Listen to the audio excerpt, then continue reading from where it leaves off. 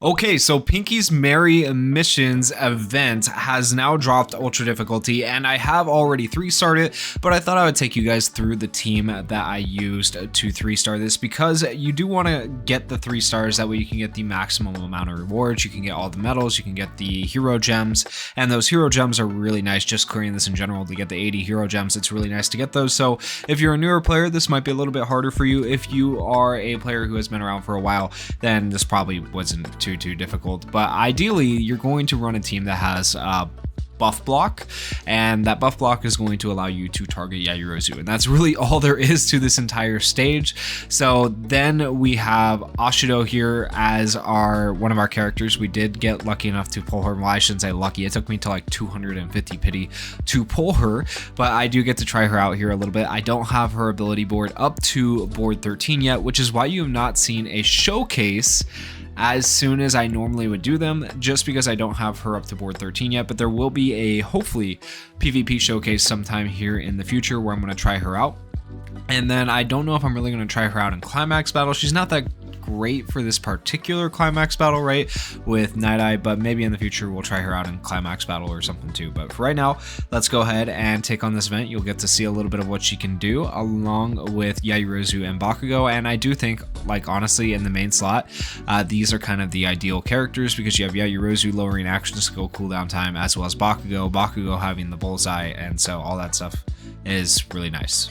Okay, so Mina has 681,800 health, and we should only be able to target her right at the beginning.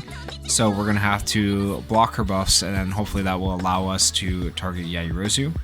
And just to show you guys that once they're done getting all their buffs, they do like so many of these buffs here at the start.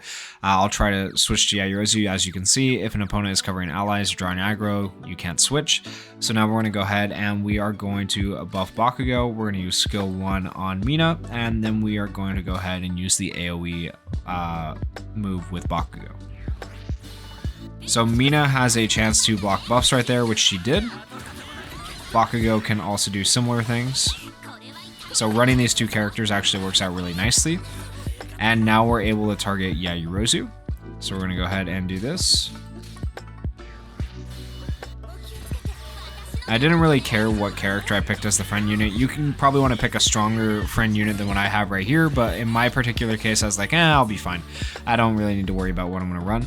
So right here, you can see Mina's drawing aggro again. So we need to go ahead and use all of these. These are all going to hit Mina. So basically, any turn you can, you're going to want to be targeting Yayorozu. That way you're able to get Yayorozu dead. That way in the end, you're able to actually kill Mina.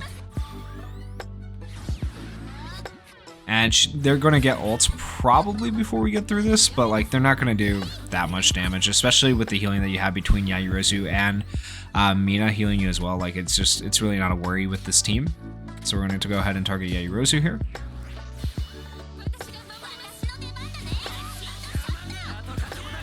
And this should get them both pretty low here. It'll probably take, what, another 2 turns? Probably, yeah, 2 turns, I'd guess, roughly. Maybe 3. Probably 3 turns. Yeah, because we're healing here.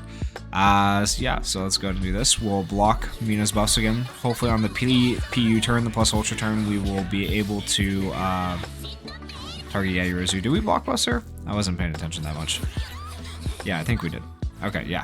Alright, now we go ahead and do all of our plus ultras on Yayorozu, kill her off, and then hopefully we have some plus ultras left over for Mina. We'll see if it takes all 3 to kill Yayorozu. 99,000. She dies right here. Alright, and then this one also gets to hit Mina. Alright, so pretty good. And you can see this team has not been hurting at all. We are perfectly fine. Don't even have to worry about damage. I'm going to be perfectly honest, I didn't read the strategy info, so maybe I'm reading this wrong, but based on my experience going into this particular ultra difficulty event, it just seems like you block buffs and you win. It might have been more strategy to it than that, but without reading the strategy info on my part, you know, I don't like reading the strategy info sometimes because just these events aren't very hard if you know the strategy to it. So I like hopping into it kind of blind, and so that's what I did initially. So that's kind of why I ended up with this team. That's why I ended up running this team. And honestly, the events are always set up to make the new characters look good.